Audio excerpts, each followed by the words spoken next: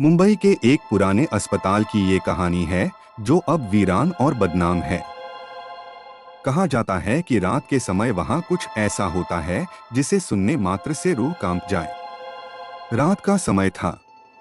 Night shift पर nurse Rukmini की duty लगी थी। ये उसकी पहली रात थी और उसने बाकी स्टाफ से इस अस्पताल के बारे में कई डरावनी बातें सुन रखी थीं। कहा जाता था कि वहां एक आत्मा भटकती है जो किसी मरीज की नहीं बल्कि खुद अस्पताल की दीवारों की कैदी है।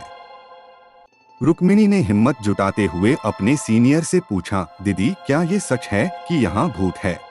सीनियर ने मुस्कुराते हुए कहा, यहाँ सबको अपनी अपनी जगह मिल जाती है, चाहे वो जिंदा हो या मर चुका हो।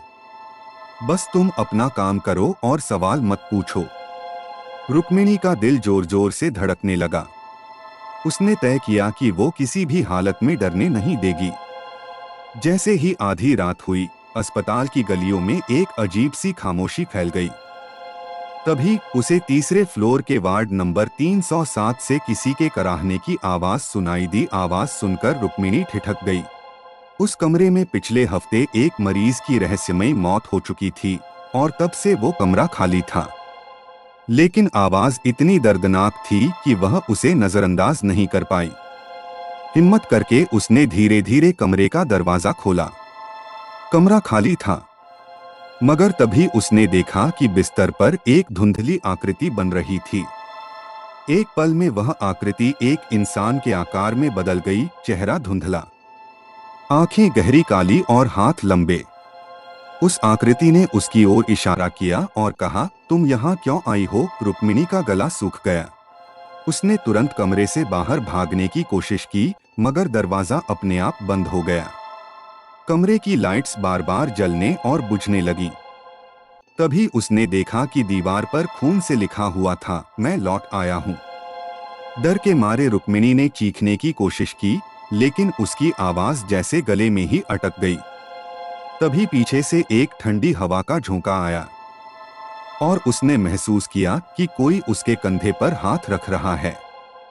उसने पलटकर देखा तो वही आकृति उसकी आंखों के ठीक सामने थी। मैंने तुमसे पूछा, तुम यहाँ क्यों आई हो? वह फुसफुसाया।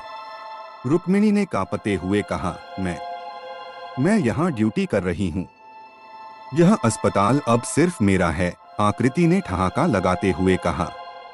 किसी तरह रुक्मिणी ने खुद को संभाला और दरवाजा खोलकर बाहर भागी। मगर जैसे ही वह गैलरी में आई, उसने देखा कि अस्पताल के सारे कमरे खुल गए थे और हर कमरे से लोग बाहर आ रहे थे। लेकिन ये लोग इंसान नहीं थे। उनकी आंखें खाली थीं, चेहरों पर गहरे घाव थे और वे सभी उसकी ओर बढ़ रहे थे। रुक्मिणी दौड़ते हुए मुख्य द्वार की ओर भागी, मगर जैसे ही उसने अस्पताल के बाहर कदम रखा, वह रुक गई। बाहर सड़क पर कोई नहीं था, चारों तरफ घना कोहरा था। तभी उसने एक बार फिर अपने पीछे किसी के ठहाकों की गूंज सुनी। रुक्मिणी ने पलटकर देखा तो पूरा अस्पताल उसके पीछे खड़ा था, लेकिन अब वह अस्पताल नहीं बल्कि एक विशाल और डरावनी जीवित आकृति बन चुका था। वह जीव धीरे धीरे रुक्मिणी की ओर बढ़ने लगा। उसने चीखने की कोशिश की, मगर उसकी आवाज फिर से गले में दब गई। सुबह की पहली किरण के साथ रुक्मिणी गायब हो चुकी थी। उस रात के बाद न तो उसे किसी ने देखा और न ही अस्पताल के उस हिस्से में कभी कोई जाने की हिम्मत करता है। कहते हैं कि आज भी जब रात का तीसरा पहर होता है तो उस पुराने अस्पताल के तीसरे फ्लोर से किसी के कराहने और ठहाकों की आवाज आती है। जो भी उसे सुन लेता है, उसका अंत रुक्मिणी जैसा ही होता है। तो क्या तुम उस अस्पताल में एक रात बिताने की हिम्मत करोगे? मुंबई का भूतिया अस्पताल की इस डरावनी कहानी को सुनने के लिए आपका बहुत बहुत धन्यवाद। आपकी प्यार और सपोर्ट हमें और भी रोमांचक और डरावनी कहानियां लाने के लिए प्रेरित करती है।